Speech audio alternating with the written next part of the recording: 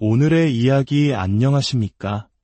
지식과 통찰을 통해 세상을 더 깊이 이해하는 시간입니다. 오늘 우리는 세상에서 가장 혁신적이고 부유한 사람들이 모여 있는 곳, 실리콘밸리의 깊숙한 곳으로 들어가 그들이 품고 있는 비밀스러운 두려움과 기이한 믿음에 대해 이야기해보고자 합니다. 오늘의 이야기가 여러분의 신앙과 삶의 작은 등불이 되기를 바라며 이 귀한 메시지가 더 많은 영혼에게 닿을 수 있도록 구독과 좋아요로 저희와 동행해 주신다면 우리를 사랑하시는 하나님의 크신 축복이 여러분의 가정과 삶에 가득할 것입니다. 여러분의 작은 참여가 진리의 말씀을 퍼뜨리는 귀한 사역이 됩니다. 자, 그럼 시작하겠습니다. 여러분은 마지막 때와 휴거를 준비하고 계십니까? 아마도 많은 신실한 기독교인들이라면 이 질문에 아멘으로 화답하며 기도와 말씀으로 그날을 준비하고 있을 것입니다. 그런데 만약 이 질문에 가장 진지하게 그렇다고 답하는 이들이 교회의 성도들이 아니라 세계 기술과 경제를 움직이는 실리콘밸리의 억만장자들이라면 어떠시겠습니까? 놀랍게도 이것은 사실입니다. 오늘 우리는 그들의 믿음이 무엇인지, 그 믿음이 얼마나 위험한 착각에 빠져 있는지, 그리고 그들이 진정으로 두려워하고 준비해야 할 것이 무엇인지 성경의 진리를 통해 깊이 파헤쳐 보겠습니다. 이야기는 최근 뉴욕포스트에 실린 한 기사에서 시작됩니다. 챗GPT의 개발사, 오픈AI의 공동 창업자 중 한 명이 인류를 위한 최후의 날벙커 건설을 제안했다는 충격적인 내용이었습니다. 그는 인공지능이 인류의 지능을 뛰어넘는 순간, 즉 기술적 특이점이 오는 날 세상에 일어날 대혼란과 재앙으로부터 회사의 핵심 과학자들을 보호하기 위해 이 벙커가 필요하다고 주장했습니다. 그리고 그는 이 재앙적인 사건을 휴거라고 불렀습니다.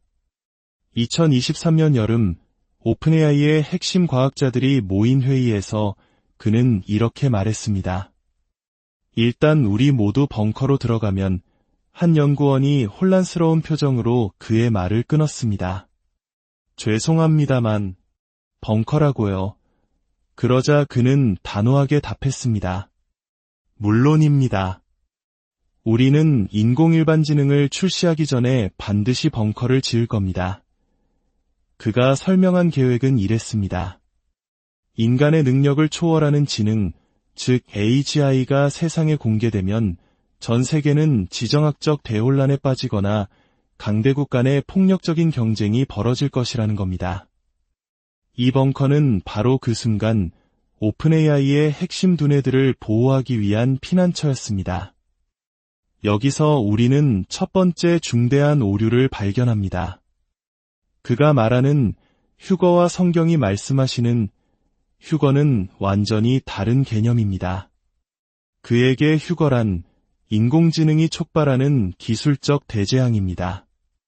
하지만 성경에서 말하는 휴거는 예수 그리스도께서 공중으로 강림하실 때 구원받은 성도들이 순식간에 변화되어 하늘로 들려 올라가 주님을 만나는 영광스러운 사건입니다.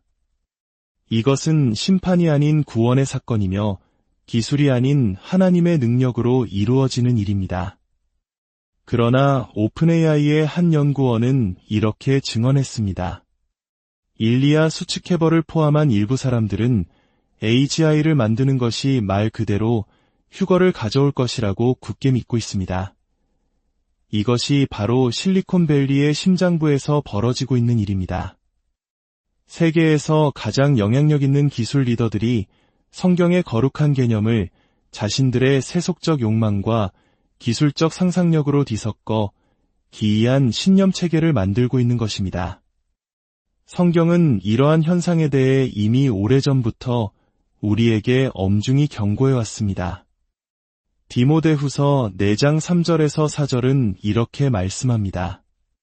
때가 이르리니 사람이 바른 교훈을 받지 아니하며 귀가 가려워서 자기의 사욕을 따를 스승을 많이 두고 또 그 귀를 진리에서 돌이켜 허탄한 이야기를 따르리라. 바로 이 말씀이 오늘날 실리콘밸리에서 그대로 실현되고 있습니다. 그들은 하나님의 진리의 말씀이 아닌 자신들의 길을 즐겁게 해주는 허탄한 이야기, 즉 기술이 인류를 구원하고 영생을 줄 것이라는 트랜스 휴머니즘이라는 신화를 좇고 있습니다. 이들은 성경의 단어들을 빌려와 자신들의 기술적 야망을 포장하고 이것은 영적으로 극도로 위험한 일입니다. 그 위험성이란 구체적으로 무엇일까요?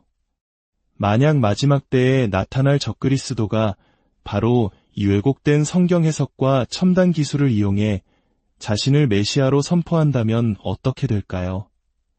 성경 고린도전서 15장 54절과 55절은 이렇게 선포합니다.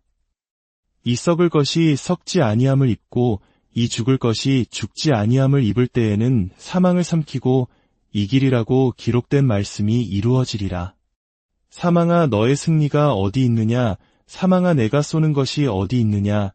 이 말씀은 예수 그리스도의 부활을 통해 우리에게 주어진 영원한 생명에 대한 약속입니다. 그런데 만약 적그리스도가 나타나 트랜스 휴머니즘 기술, 즉 인간의 몸을 기계와 결합하여 노화와 죽음을 극복했다고 주장하며 이 구절을 인용한다면 어떻게 될까요? 그는 이렇게 외칠 것입니다. 보라, 내가 기술로 죽음을 정복했다. 성경의 예언이 나를 통해 성취되었다. 내가 바로 인류의 구원자다. 이것은 단순한 공상과학 소설이 아닙니다. 이미 실리콘밸리의 많은 사상가들은 인간이 기술과 결합하여 신처럼 영원히 살게 될 것이라고 공공연히 말하고 있습니다. 그들은 인류가 포스트 휴먼 시대로 진입했으며 이제 죽음은 정복되었다고 선언할 것입니다. 그리고 세상 사람들은 눈에 보이는 기술의 기적에 현혹되어 그를 메시아로 떠받들며 경배하게 될 것입니다. 이것이 바로 성경의 진리에서 떠나 자기 욕망을 좇을 때 마주하게 될 끔찍한 결과입니다. 이러한 생각은 오픈AI만의 것이 아닙니다. 페이팔의 공동 창업자이자 페이스북의 첫 외부 투자자로 유명한 전설적인 투자자 피터 틸 역시 비슷한 경고를 합니다. 그는 성경에 나오는 적그리스도와 아마겟돈 같은 개념이 파괴적인 기술이 가져올 잠재적 위험성과 깊이 연관되어 있다고 믿습니다.